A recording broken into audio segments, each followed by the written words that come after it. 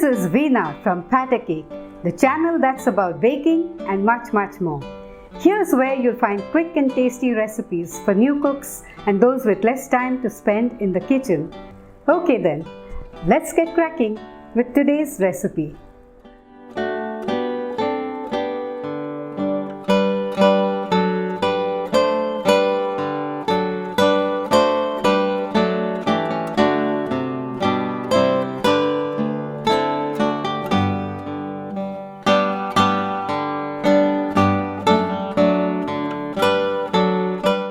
Welcome back. In response to several requests for the Goan Baath or coconut cake, I'm going to demonstrate this recipe today. It's a coconut cake from my home state Goa, and it is specially prepared during Christmas time. Given that Goa has swaying coconut palms all over the place and abounds in lush coconut groves, it's not surprising that one of the state's most popular and classic desserts is a coconut cake. Today I'm going to show you a quicker way of preparing this tasty cake. Baath is a somewhat different kind of cake that has a crinkly crust but is deliciously moist inside. I'm going to give you all the tips you'll need to get this popular cake right. So keep watching this video brought to you by bathk.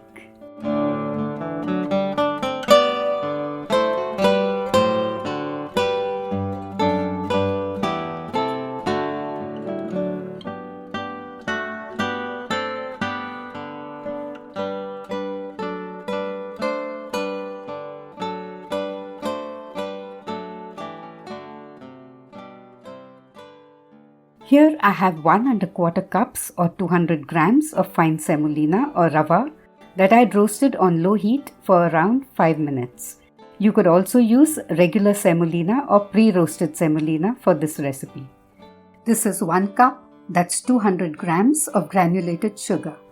You can see how large the crystals are. That's why I'll be grinding it coarsely before using it. But you could use an equal weight of fine castor sugar instead. That would be 1 tablespoon less than 1 cup.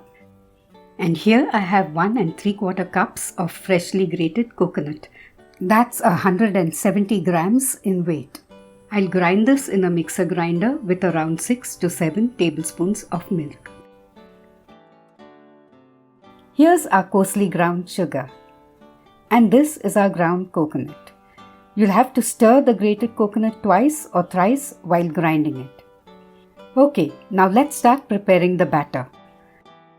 This is 100 grams of very soft butter. To this I'll add our coarsely ground sugar. Let's mix this up.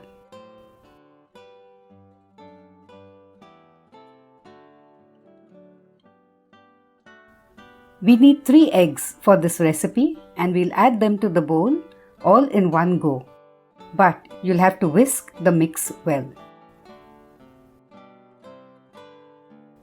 Now let's add the ground coconut. As you can see, it's not ground to a fine paste.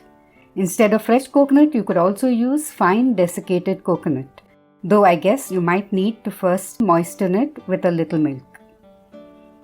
Let's stir this well till we have a lump-free batter.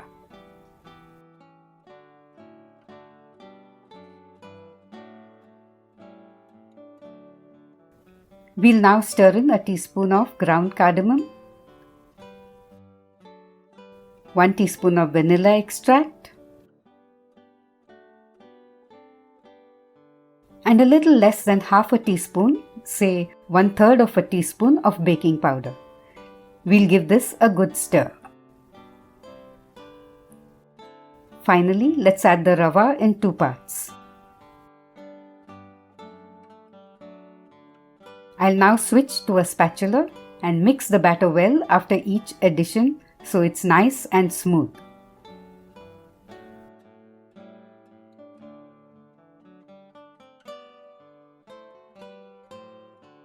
We now need to give our batter time to set.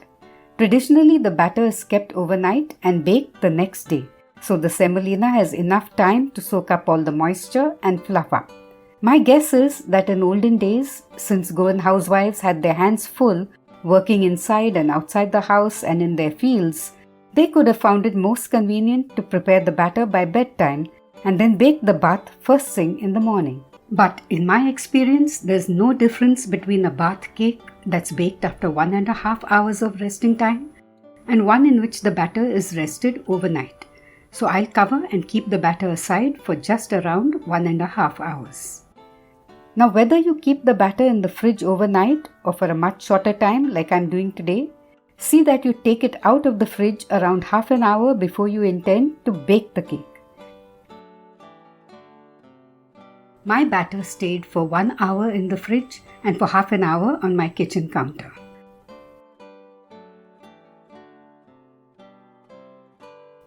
Now, this is the consistency the batter needs to have. It shouldn't be too thin. It should have a loose, dropping consistency. At this stage, if you find your batter is too dry, you could mix in a little milk. Okay, let's transfer our batter to a baking pan.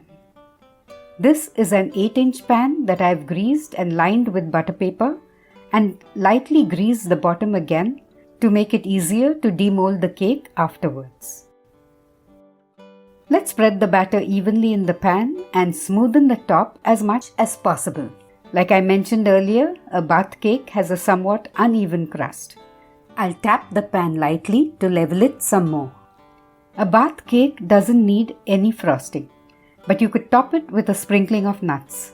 I'm making a simple design here with chopped cashew nuts and pistachios. Now, a gentle reminder here. I'll be posting new videos around once a week. So if you haven't subscribed to my channel as yet, I urge you to do it right away. The notification bell will alert you every time I post another one of my quick and tasty recipes. These lines aren't perfectly parallel, but the design looks pretty neat, I think.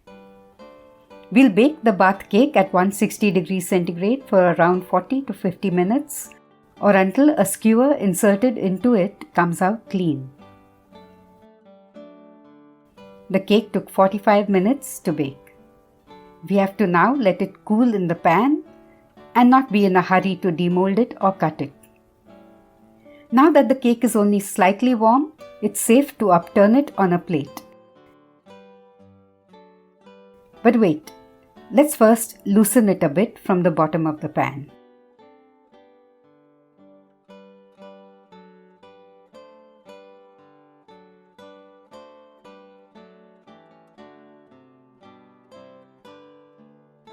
We'll now carefully peel off the butter paper from around the sides and from the bottom of the cake. I'll let the cake cool down some more and then upturn it again on this other plate.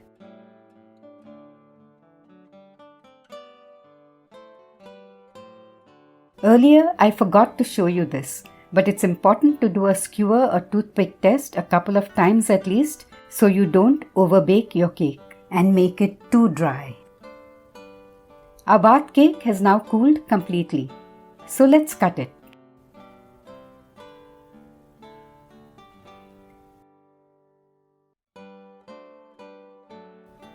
It has not only browned exactly the way I wanted it to, it also has a tender crumb. To sum up, here's what you need to remember when baking a Goan Baath cake. It needs less baking powder than other cakes. The batter should be of a dropping consistency and you should cut it only after it has almost completely cooled down. That said, there is room for a few adjustments in this recipe.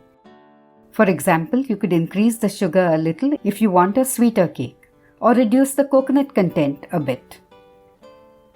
With Christmas just around the corner, I hope you'll give my recipe a try. Do follow all the tips in this video and your bath cake will turn out just like this one.